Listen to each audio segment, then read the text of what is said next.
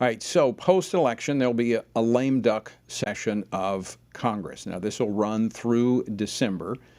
Now, there are about a dozen corporations that have used this occasion to directly lobby Congress for the first time, and they're doing it in support of what I call the Disrespect for Marriage Act. It's the bill to codify the Supreme Court's redefinition of marriage into federal law. Now, the issue is that this essentially gives a green light justification to the left to intensify their attack on religious freedom and parental rights. Now, the companies behind this are really prominent consumer mainstays such as Toyota, Dell, General Mills. Now, this has, as I said, serious implications for religious freedom, and we cannot be complacent after the midterms. I know a lot of people are going to be celebrating while you're cleaning up the confetti. The left is going to be hard at work while no one's paying attention going into Thanksgiving and Christmas trying to pass bad pieces of legislation. Joining me now to talk about this is Justin Danhof, head of corporate governance at Strive Asset Management. Justin, welcome back to the program. Tony, it's always an honor to talk with you. So earlier this year, it seemed that following the Disney smackdown from the state of Florida, many companies kind of retreated from their woke advocacy, but this disrespect for marriage has kind of drawn them back out from underneath their rocks. Yeah, I'd say it this way. They retreated maybe publicly, but privately through engagement is where a lot of corporate action actually takes place. And you're right to, hone in on this political election that we have coming up, because that's where decisions like this should be made, because folks that we elect to state houses and to Congress, they're accountable to who? The people who put them there, the American electorate. I don't remember voting for General Mills to dictate morality to society. Do you? I don't remember, voting for Altria, who's also lobbying on this bill, to dictate morality to society. But that's what we have here is corporations are deciding that they are the moral arbiters in American culture, and they're really putting the thumb on the scales. Let me ask you this, Justin, because I've had conversations with some of the Republican leaders in Congress. If what is being projected right now actually happens, I mean, I don't think there's any that are questioning the fact Republicans will take control of the House of Representatives. It's just a question of how big the margins will be. But there's been and I welcome it, quite frankly. I welcome this drift that has occurred between Republicans and big corporate giants that are embracing the wokeness and doing the bidding of the left. I mean, could this be a little dangerous for corporate America to weigh in a lame duck when in just weeks the Republicans will have control in the House for oversight and possibly begin teeing up regulation for 2024 that could affect business? Yeah, it's an interesting question. And, it's an interesting proposition that businesses really ought to think about. Do they want to be in a position where they are getting so heavily involved in politicized cultural issues that every 2 to 4 years they're dealing after political elections, they're whipsawing back and forth because the leadership of the political class changes? I don't think businesses want to put themselves in that position. So I honestly think that companies ought to take a step back and realize that the political class can play a significant role in regulatory reform, tax reform, and specific targeted legislation that could affect business from both the left or from the right. And by engaging in this sphere where they don't belong, the businesses themselves are the ones who put themselves, put themselves, their customers, their employees, their shareholders in this position. And so I would say that the businesses really need to take a look in the mirror and decide if that's a future that they want. Because look, for American capitalism to succeed, that we can't have that. We can't have a change every 2 to 4 years of action from the left or action from the right dictating corporate behaviors. It's not going to be a great functioning society that way. Right. Yesterday, the president made an announcement. They're going to go after these junk fees that business, are pushing, talking about fees on concert tickets and resorts. To me, it kind of shows desperation. But anyway, he's going after these junk fees.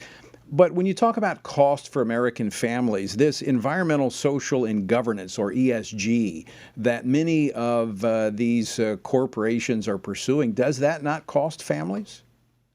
Oh, a tremendous amount. That's why at Strive Asset Management, one of our goals is to take the ESG shackles off of businesses. So This is not just something that affects Congress. We've got these elections going on all across the country at multiple levels where you have individuals who will determine the investments of local and state money, whether or not they'll be with firms that are pursuing these ESG policies. yeah, that's right. So when you see corporate action that you disagree with, you open up a headline and see that, a conservative organization has been debanked or deplatformed. There's a visceral reaction to go after that, bank or that platform. And I understand that. But what you really need to think about is where are those assets of those pensions or what have you being allocated? And then who is dictating that corporate action? So asset managers, large ones such as BlackRock, State Street, and Vanguard, they collectively control somewhere around $20 trillion in assets under management. And they're the ones pulling very heavy levers on corporate shareholder ballots to push heavy for ESG initiatives. And so very often what you're seeing with the corporate action that may offend your values, they are being dictated from the money that is above them. The capital flows down by their largest shareholders who are using other people's money to influence corporate action at thousands of votes that take place every year that aren't happening this next month in November. They're happening all throughout the year at annual shareholder meetings of publicly traded companies. And again, BlackRock, State Street, and Vanguard, they're collectively, the first, second, or third largest shareholder in more than 80% of the S&P 500. That is a tremendous amount of influence that they have. And again, the influence is with other people's money. Very often, believe it or not, until recently, red state pensions, for example, had money tied up in BlackRock, State Street, and Vanguard that was the money of pension holders in red states such as Florida and Texas that were being used to vote on these initiatives with other people's money. And so what we've seen is a great reaction in a lot of states that have decided, wait a minute, BlackRock, you don't represent my values. And there's been an effort to do two things: pull back money from BlackRock and pull back the proxy voting authority that they had contractually given away to BlackRock. And I think that that's a great development. And I think that there needs to be a lot more market competition for using that money in pro-fiduciary ways and voting those ballots in pro-fiduciary ways.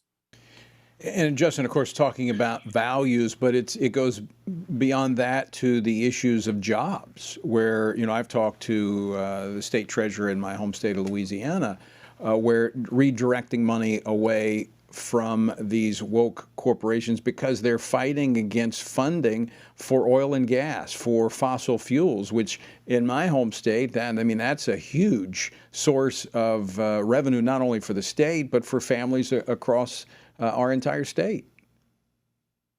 Oh yeah, it's in finance. It's interesting. The energy sector gets it from so many sides. The fossil fuel industry specifically, I'm talking about. They've got all of these emission cap mandates that are put on the shareholder ballots that are voted on by companies like BlackRock, State Street, and Vanguard. These net zero targets, but they're also coming from the side, and so they've got all these banks lined up to finance based on some arbitrary net zero future, right? And so they can't get funding.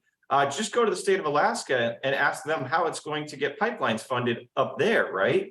A lot of banks have signed on to these pledges that don't allow them to even fund such projects. And another line of attack, insurance. There's a lot of proposals at insurance companies telling them that they need to align their underwriting with net zero targets. So the energy sector is getting it from all sides. And yeah, absolutely, this is harming not only American jobs, but American freedom, Tony. When we have to Yeah. rely on foreign sources for our energy, this is a freedom issue. And this is where wokeness takes us. Justin Danhof, always great to talk with you. Thanks so much for joining us today. Appreciate the great work you guys do. Thanks. God bless.